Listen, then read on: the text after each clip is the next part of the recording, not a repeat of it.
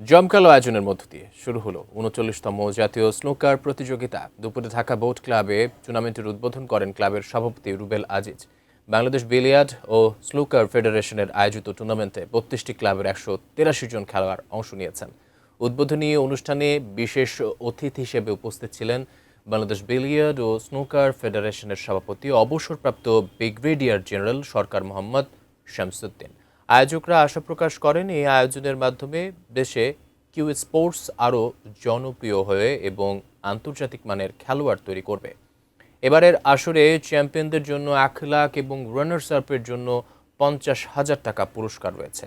এছাড়া বিশেষ ব্রেকের জন্য রয়েছে বিশেষ পুরস্কার। গত ফেসিস সরকারের সময় আপনার ক্যাসিনো করেছিল আনঅফিসিয়াল ক্যাপাসিটিতে ইলিগালি। ওই ক্যাসিনোর যে রুল টেবিল সেটা যে এইচএস কোড, সেই আমাদের ফেডারেশনের চেয়ারম্যান সাহেব এটা জানেন, অলরেডি প্রেসিডেন্ট সাহেব জানেন। ওটার যে এইচএস কোড, সেই এইচএস কোড মার্চ করে দিয়েছে স্নুকার খেলার টেবিলের সাথে। তা এখন হলো কি, প্রতি টেবিলে ইম্পোর্ট করতে গেলে একটা টেবিল কিন্তু ১.৫ টনের থেকে ওজন বেশি, মানে ১৫০০ কেজি থেকে ওজন বেশি। প্রতি কেজিতে $৩.৫ করে ডিউটি চলে আসছে। কেন? ওই ক্যাসিনো গেমের টেবিলের সাথে এটা এইচএস কোড মার্চ করে গেছে। এখন সেটা আমার বিশ্বাস ব্রিগেডিয়ার সাহেব চাইলে এই জটিলতা থেকে বের করে নিয়ে আসতে পারবে, কারণ আমাদের দেশে স্পোর্টস আইটেমের উপরে কোনো ডিউটি নাই। আনফর্চুনেটলি শুধু আমাদের এই খেলার উপর ডিউটি পড়ে গেছে।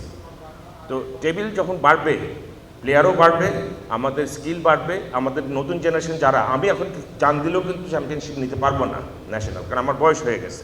কিন্তু ছোটোবেলা থেকে যারা আমাদের ছেলেরা যারা নতুন প্রজন্ম খেলা শুরু করবে, তারাই কিন্তু দেখবেন একসময় ন্যাশনাল চ্যাম্পিয়ন হয়, ওয়ার্ল্ড চ্যাম্পিয়নশিপে ফাইট দিচ্ছে।